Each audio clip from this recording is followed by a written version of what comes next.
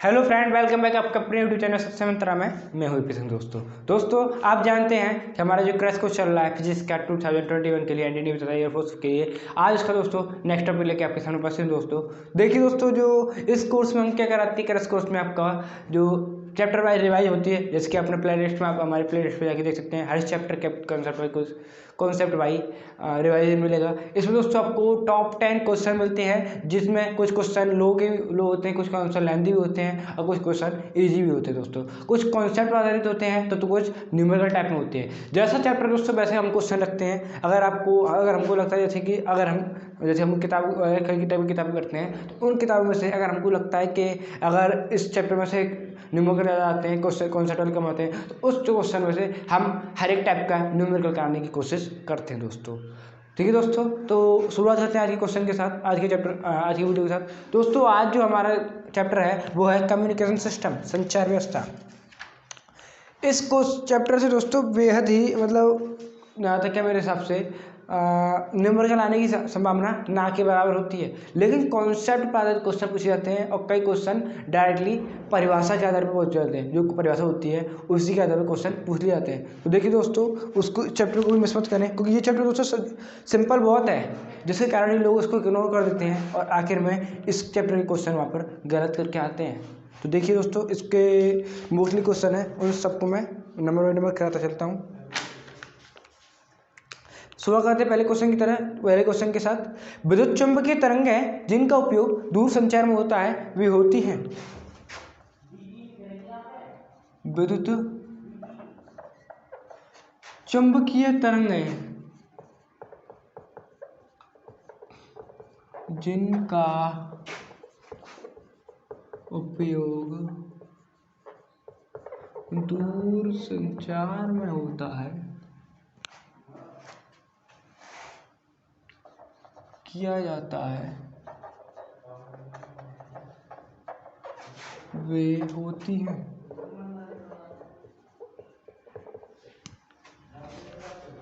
Option देखिए दोस्तों, अवरक्त, सूक्ष्म, परावैंगनी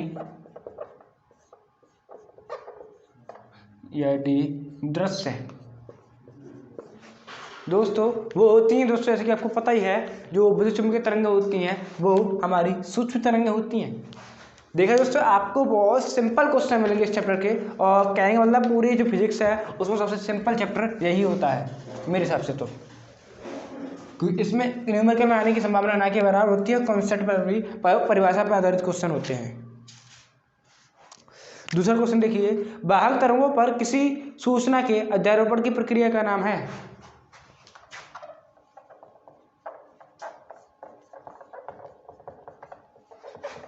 किसी सूचना के अध्यारोपण की प्रक्रिया का नाम है। देखिए उसके ऑप्शन क्या क्या है। पहला ऑप्शन है प्रेषण, ऑप्शन बी ग्रहण, ऑप्शन सी मॉड्यूलेशन और ऑप्शन डी बी मॉड्यूलेशन।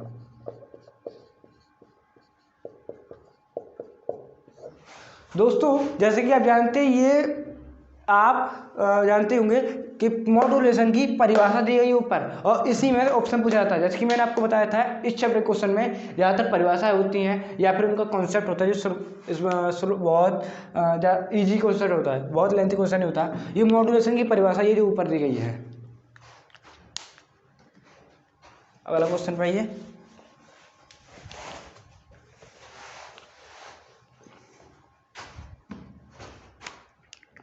लंबी दूरी तक रेडियो प्रसारण के लिए निम्नलिखित में से किसका उपयोग किया जाता है। लंबी दूरी तक प्रसारण के लिए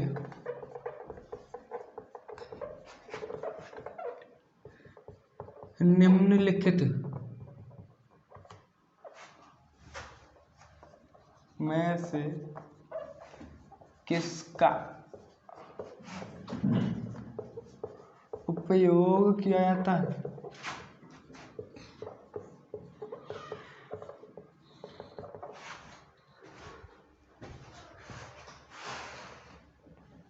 देखिए, अब नंबर 1 भूतरंगों का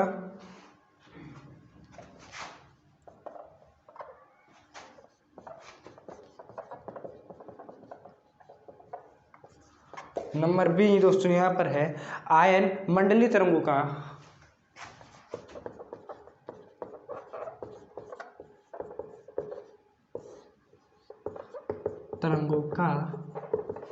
नंबर सी दोस्तों जो है वो है कि दृष्टि रेखा तरंगों का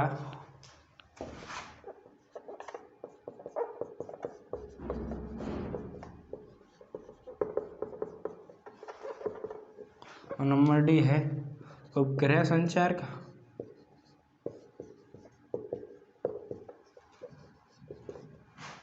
ठीक है,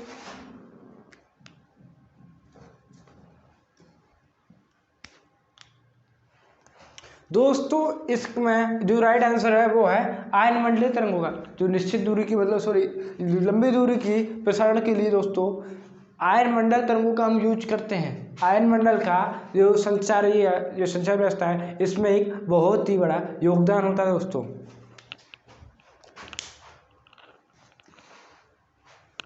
अगले क्वेश्चन पर आइए।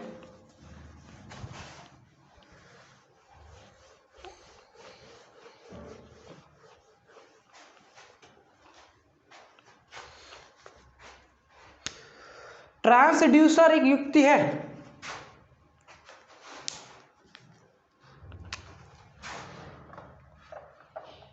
ट्रांसड्यूसर एक युक्ति है जो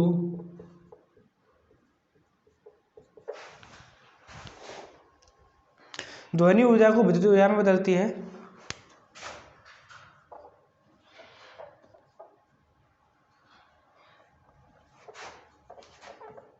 ऊर्जा को विद्युत ऊर्जा में बदलती है।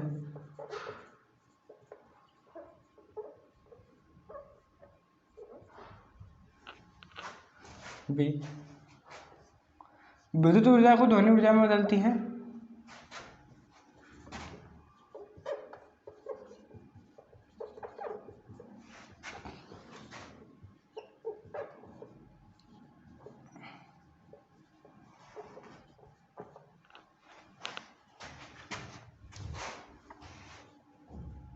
सी ए व बी दोनों। Option D none of these.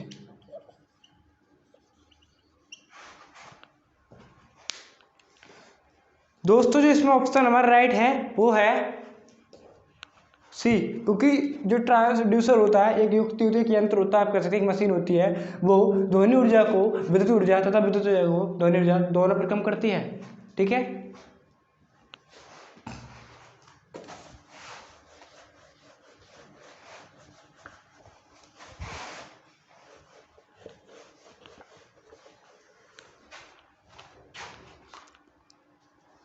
किसी रेडियो तरंग को प्रेषित करने के लिए प्रेषक के एंटीना का आकार होना चाहिए।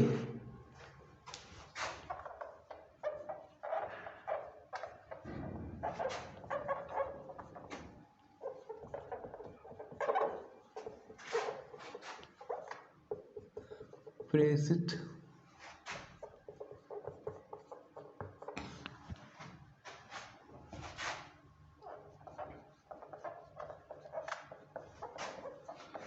का आकार होना चाहिए।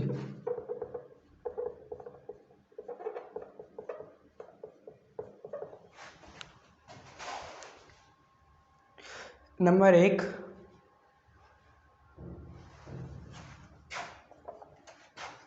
तरंग के तरंग दैर्ध्य से कम।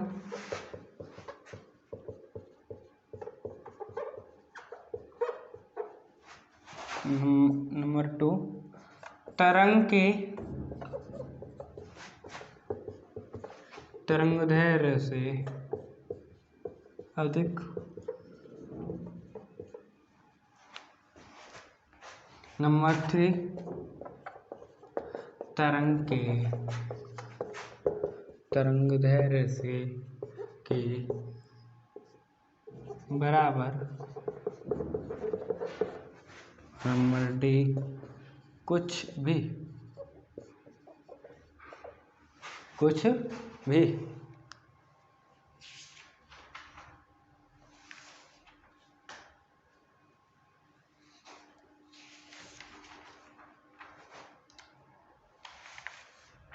दोस्तों जो किसी रेडियो तरंग के प्रोसेस करने के लिए जो प्रोसेस के एंटीना का आकार है वो तरंग के तरंगदैर्घ्य से कम ही होना चाहिए।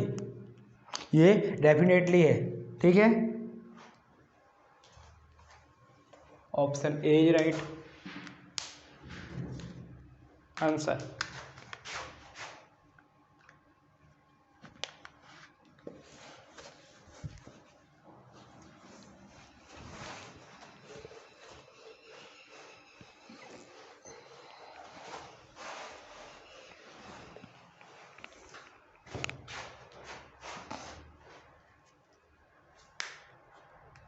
अगला क्वेश्चन देखिए, वायुमंडल में वायु की विद्युत चालकता पृथ्वी तल से ऊंचाई बढ़ने पर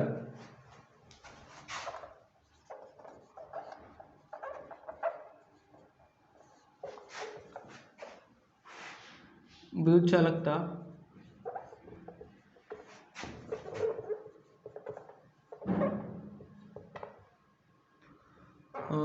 पृथ्वी तल से ऊंचाई बढ़ने पर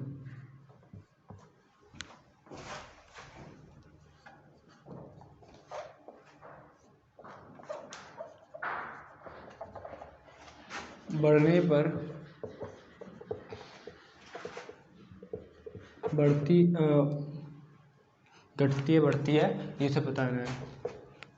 नंबर 1 घटती है, नंबर 2 बढ़ती है, नंबर 3 अपरिवर्तित रहती है, नंबर 4 नन ऑफ दीज। दोस्तों वायुमंडल में जैसे आप ऊपर बढ़ेंगे वैसे वैसे आपका प्रतिरोध कम होगा, जिसकी आप देखते हैं कि कभी कहते हैं कि निश्चित किसी अगर टावर नहीं आ रहे हो, किसी मोबाइल पर बात कर रहे हैं तो आप क्या करते हैं कि छत पर चले जाते हैं, कोई ऊंची जगह पर चले जाते हैं, पेड़ पर चले जाते हैं, तो वहाँ पर टावर आने लगते हैं। अर्थात नीचे जो प्रतिरोध वाला होता है, और आप जानते हैं जो चालकता होती है कि वो प्रण होती है 1/r के, मतलब इसके व्युत्क्रम होती है आर के प्रतिरोध नीचे ज़्यादा होता है, ऊपर प्रतिरोध कम होता है, इसलिए ऊपर चालकता अधिक होती है, नीचे चालकता कम होती है, अर्थात बढ़ती है दोस्तों।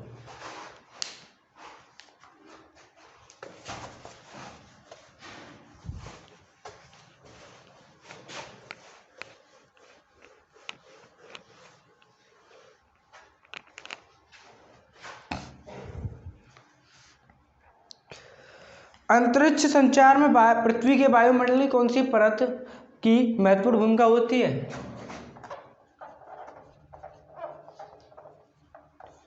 संचार में पृथ्वी के वायुमंडल की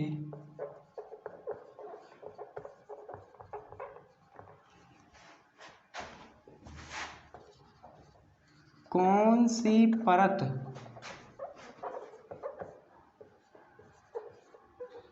की महत्वपूर्ण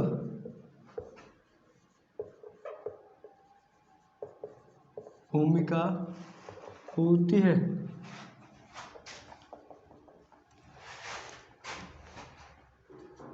ऑप्शन ए स्रोत मंडल,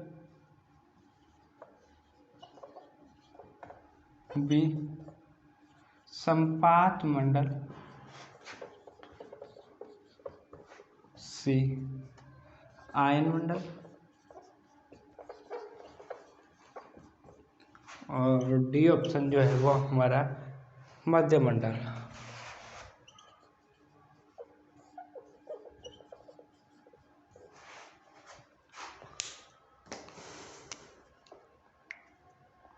दोस्तों इसका राइट आंसर है आयन मंडल।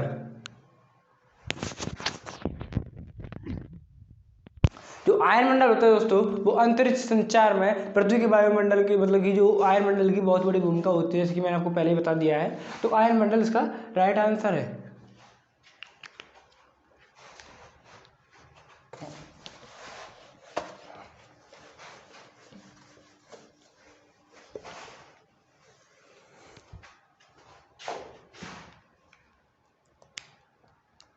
वायुमंडल का वह क्षेत्र जिसमें मुक्त इलेक्ट्रॉन व आयन होते हैं कहलाता है। क्वेश्चन किस टाइप से भी आ सकता है, हम आपको सब टाइप का क्लियर करने की कोशिश करते हैं। वायुमंडल का वह क्षेत्र जिसमें मुक्त आयन व इलेक्ट्रॉन होते हैं।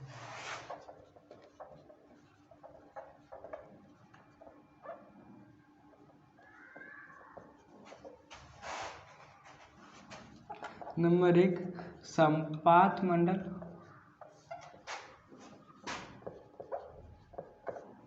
नंबर 2 आयन मंडल, नंबर 3 श्रोभ मंडल,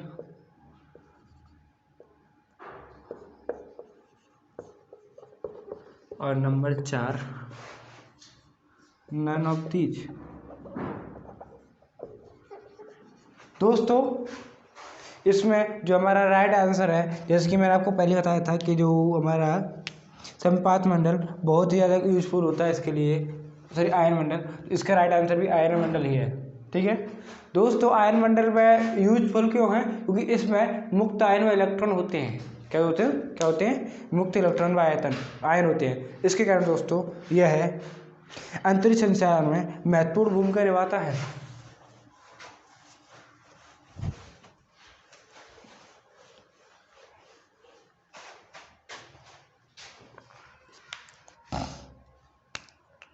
आयन मॉड्यूलेशन में वाहक तरंग आवृत्ति है।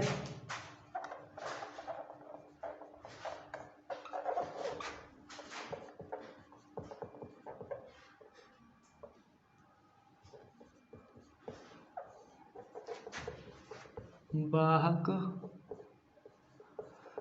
तरंग आवृत्ति है।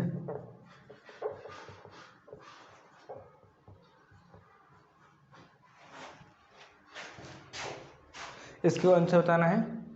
आवृत्ति मॉड्यूलेशन से कम, ऑप्शन देखिए, आवृत्ति मॉड्यूलेशन से अधिक, उसके बराबर, आवृत्ति मॉड्यूलेशन से कम,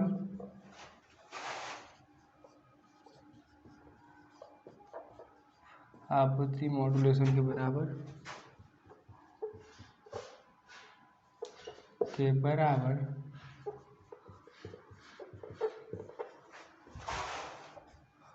आवृत्ति मॉड्यूलेशन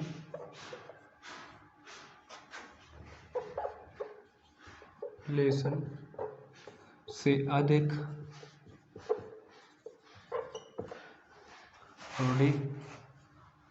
आवृत्ति मॉड्यूलेशन का भी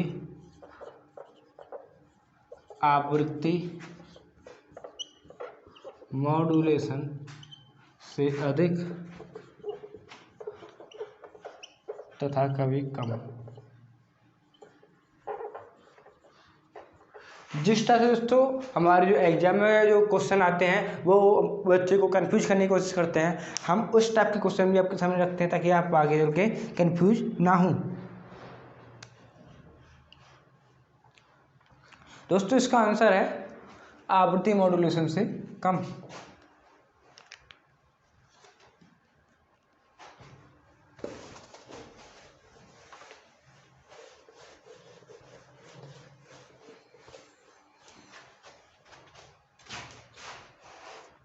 आयन मॉड्यूलित तरंग में मॉड्यूलन सूचकांक है।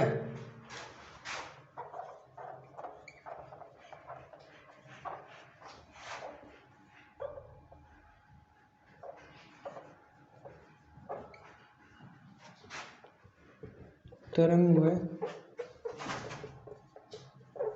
मॉड्यूलित सूचकांक है।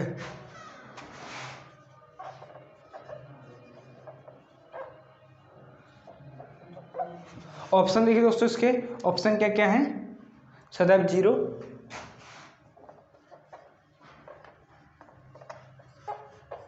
सदैव 1, सी ऑप्शन है दोस्तों हमारा क्या, 0 और 1 के बीच,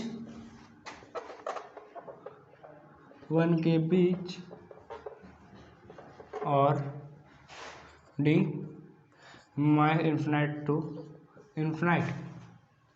दोस्तों जिसमें हमारा राइट आंसर है, जो आया मॉड्यूल तरंग होती है उनके मॉड्यूल सूचकांक हमेशा 0 और 1 के बीच में होते हैं, ना कि minus infinite two plus infinite. तो हमारा टॉप 10 जो क्वेश्चन था उसको टॉप 10 क्वेश्चन समाप्त होते हैं यहीं पे।